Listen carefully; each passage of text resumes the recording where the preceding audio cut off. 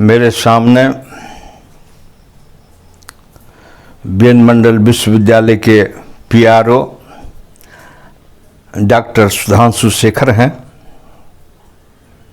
और बीएन मंडल विश्वविद्यालय के वरिष्ठ प्राध्यापक प्रोफेसर डॉक्टर रत्नदीप मौजूद हैं और अन्य जो यहाँ बैठे हुए हैं। मुझे आज रामचरितमानस पर, भगवान राम पर कुछ कहना है। मैं कुछ मिनटों में बताना चाहूँगा रामचरितमानस का, जिस पर मैं बोलने जा रहा हूँ। अगर पूर्व की पृष्ठभूमि में जाऊं तो भगवान वाल्मीकि ने रामायण की रचना की थी। उसके बाद बहुत वर्षों बाद, 1000 वर्षों बाद तुलसीदास ने रामचरितमानस की रचना की। कोई भी अनुष्ठान, कोई भी यज्ञ जब कोई शुरू करता है, उसके पहले वह देवी देवता की पूजा करता है। तो रामचरितमानस के लिखने के पूर्व भगवान तुलसीदास ने लिखा। उन्होंने देवताओं की पूजा की, राक्षसों की पूजा की, नरों की पूजा की, नागों की पूजा की, चिड़ियों की पूजा की, प्रेतों की पूजा की, पितरों की पूजा की, गंधर्वों की पूजा की और किन्नरों की, रात में चलने वाले जानवरों की पूजा की, जिससे उनका यह अनुष्ठान, यह यज्ञ रामचरितमानस, जो एक महाकाव्य लिखने जा रहे हैं, जिसमें राम की कृति, यश गाथा का वर्णन है, उनके जन्म से लेकर और उनके शासन काल तक की तमाम बातें आई हैं, उस पर उन्होंने दृष्टिपात किया। वो कहते हैं, देव दनुज नर नाग खग प्रेत पितर गंधर्व बंदों किन्नर रजनीचर कृपा करहु अब सर्व। सबसे आशीर्वाद लेकर उन्होंने रामचरितमानस की रचना करने का अनुष्ठान किया, यज्ञ किया और प्रार्थना की यह अनुष्ठान निर्विघ्न पूरा हो, इसलिए कि मानव जाति के लिए, मानव समाज के लिए मैं एक ऐसे चरित्र का गुणगाथा गाने जा रहा हूँ, लिखने जा रहा हूँ, जिससे समाज उपकृत होगा। यहाँ का समाज, भारतीय समाज, उसका उस कृति, राम के उस कृति का, राम के उस यश का लाभार्थी होगा। इसीलिए यह यज्ञ निर्विघ्न सफल हो और यह महाकाव्य में लिखूं। महत्वपूर्ण उद्देश्य से प्रेरित होकर तुलसी यह अनुष्ठान करते हैं और फिर उनका लेखन का कार्य चलता है। लिखने के क्रम में वह प्रार्थना करते हैं कि सिया राम मैं सब जग जानी, करहूं प्रणाम जोर जुग पानी। यह सृष्टि, यह चराचर जगत राममय है। इसलिए वह कहते हैं कि करबद्ध प्रार्थना कीजिए, श्रद्धा भाव से प्रार्थना कीजिए कि हमारा यह यज्ञ अनुष्ठान पूरा हो और मानव समाज को जो मैं देना चाहता हूँ, राम के चरित्र के माध्यम से, राम के शासन के माध्यम से, उनके परिवार के माध्यम से, जो उनके परिवार की संस्कृति है। राम भारतीय साहित्य और दर्शन के मेरुदंड हैं। एक कृति पताका है, एक धवल पताका है, जिस पर राम को गौरव है। गांधी आधुनिक भारत के वे भगवान हैं। उनका बहुत प्रिय गान था, रघुपति राघव राजा राम, पतित पावन सीताराम, ईश्वर अल्लाह तेरो नाम, सबको सन्मति दे भगवान। क्या चाहते हैं तुलसीदास, क्या चाहते हैं महात्मा गांधी? सबको सन्मति हो। आज ईर्ष्या द्वेष का वातावरण है, आज काम है, क्रोध है, लोभ है, मोह है, लोगों के चरित्र में गिरावट है, लोगों के चरित्र में एक परिष्कार चाहते हैं। इसलिए और कहा गया है कि दैहिक दैविक भौतिक तापा, राम राज में काहुन व्यापा। लोग कहते हैं जैसा राजा होगा वैसी प्रजा होगी। आज वज्रपात होते हैं, आज फसलों की चोरी होती है, लोग हत्या करते हैं, बलात्कार करते हैं, लेकिन राम के राज्य में दैहिक दैविक और भौतिक ताप नाम का कोई चीज कभी नहीं हुआ। इसलिए कहा जाता है कि श्या राम मैं सब जब जानी, करहूं प्रणाम जोर जुग पानी। फिर तुलसीदास कहते हैं श्री गुरु चरण सरोज रज, निज मन मुकुर सुधार, वर्णो रघुबर विमल जस, जो दायक फल चार। वे चार फल क्या हैं? काम, क्रोध, लोभ और मोह से मुक्ति।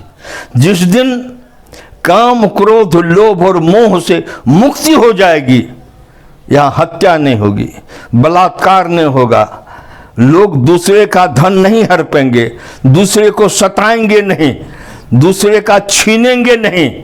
आज व्याप्त है, लेकिन राम के राज्य में यह व्याप्त कहां था?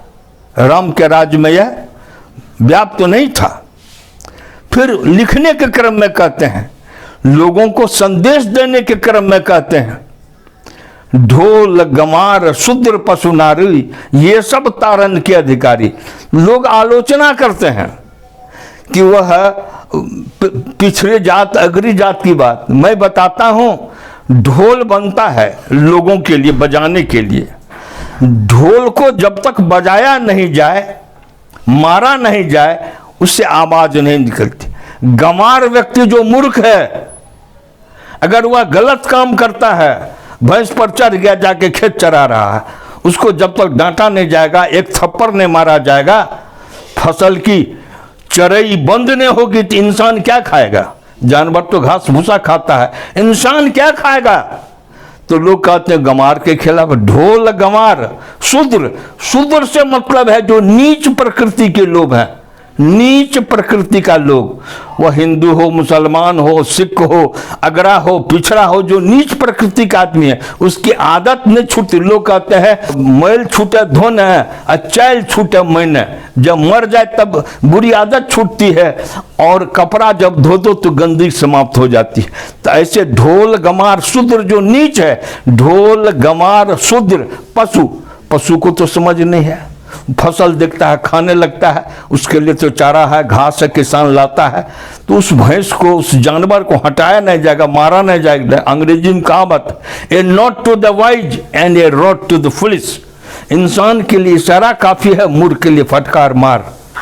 वैसे a nod to the wise and a rod to the foolish, डंटा मारो, जो मूर्ख आदमी है समझ जाएगा, वह सही भाषा नहीं समझता है, और इंसान के लिए इशारा काफी है। ठीक, तो जिसे हम राम कहते हैं, जिसे हम रामचरितमानस कहते हैं, यह मानव मानस है। यह एक ऐसे चरित्र का निर्माण किया गया है, एक व्यक्ति की कृति का, राजा के रूप में, पुत्र के रूप में, भाई के रूप में, एक नागरिक के रूप में, जो रूप गढ़ा गया है, जो प्रतिमान चरित्र का जो निरूपण राम ने, तुलसीदास ने किया है, वह अनुपम है, वह अलभ्य है। उस चरित्र से हम ग्रहण करें, उस चरित्र के अनुरूप भारतीय चरित्र हो, भारतीय दर्शन हो, भारतीय संस्कृति हो। अगर राम को हम आदर्श मानते हैं, अगर राम को हम राजा मानते हैं, राम जैसे व्यक्ति की आराधना करते हैं, उनका अनुकरण करते हैं, जिसका अनुकरण स्वयं राष्ट्रपिता महात्मा गांधी ने किया। सारी सृष्टि कर रही है। आज यह संसार राममय, राम जो गुणी राम थे, उनमें घमंड नहीं था, उनमें ईर्ष्या नहीं थी, उनमें द्वेष नहीं था, वह किसी का हड़पना नहीं चाहते थे। कैकेयी ने कहा, राजा वचनबद्ध थे कि हाँ तुम जो कहोगे वह मानूंगा। वृत्रासुर वध में उन्होंने यह वचन दिया था, तुम जो कहोगे तुम्हारी बात मानी जाएगी। वह कहते हैं भरत को राजगद्दी हो, राम को वनवास हो। राम सबसे पहले जाके कैकेयी से मिलते हैं, जिन्होंने यह आदेश दिया बन जाने का, उनके पास जाते हैं सहज भाव से और कहते हैं रघुकुल रीत सदा चली आई, प्राण जाए बरु वचन न जाई। मेरा पिता झूठा नहीं हो जाए, जो उन्होंने वचन दिया है वह सहर्ष बन को जाते हैं। अनुशासन देखिए, राम आगे हैं, बीच में सीता है, पीछे लक्ष्मण है। लक्ष्मण कभी आगे नहीं जाते, वह रक्षा कवच है, अनुशासन है। हाँ, कुछ रामायण में जो मैं कुछ कमी देखता हूं, वह कमी है लक्ष्मण का जितना बड़ा त्याग है, लक्ष्मण की चर्चा रामायण में उतनी नहीं। सीता की चर्चा बहुत है, लेकिन उर्मिला जो लक्ष्मण की पत्नी है उसकी चर्चा नहीं है। उसका जो त्याग है, तपस्या है, बलिदान है, चुप्पी है, इस पर महावीर द्विवेदी ने लिखा है, कवियों की उर्मिला विषयक उदासीनता। यों भरत के लिए कहा गया है, श्याराम सेनगुप्त की किताब है, मैथिली सेनगुप्त के भाई की किताब है, उसमें है राम स्वयं कहते हैं भरत के लिए, अनुज भरत का अग्रज हूं मैं, अनुज भरत का अग्रज हूं मैं, यही तुम्हारा परिचय हो, इससे बढ़कर इस जीवन में भरत तुम्हारी क्या जय हो। उसके लिए कहते हैं लक्ष्मण के लिए, हाँ एक चीज देखता हूं तो मुझे तसल्ली हो जाती है, जब राम दरबार की तस्वीर है, मेरे यहाँ भी है, जिसमें हर जगह राम है, सीता है, लक्ष्मण है और हनुमान है। भरत नहीं है कहीं, शत्रुघ्न नहीं है कहीं, उनके पिता नहीं है कहीं, राम, लक्ष्मण, सीता और हनुमान है, जिनकी हर जगह पूजा होता है। हर मंदिर में यही 4 प्रतिमाएं हैं, तो तसल्ली हो जाती है। चलो, राम ने अपने मुंह से नहीं कहा, लेकिन अपने बराबर का स्थान दिया, वे एक साथ आते हैं। तो राम, जैसा मैंने पूर्व में कहा कि रामचरितमानस मानव मानस की मर्म कथा है। ये भारतीय सभ्यता और संस्कृति में इस कदर पगी और सनी हुई है, जिसको भारतीय जीवन और दर्शन से अलग नहीं किया जा सकता। यह संसार राम का अनुकरण करता है, यह भारतीय राम का अनुकरण करता है, राममय है। जो कहते श्यार राम में सगव जानी करहूँ प्रणाम जोर जुग पानी। और हाँ, फिर कहते हैं उनके राज्य में कभी भी, कहते जैसे राजा गुण धर्म वह फलना मुख्यमंत्री हुआ, अकाल आया, बाढ़ आया, घर ची बह गया, लेकिन राम के राज्य में दैहिक, दैविक और भौतिक कष्ट कभी नहीं आया। ध्रुव कुमार, तो ऐसी परिस्थिति में मैं समझता हूं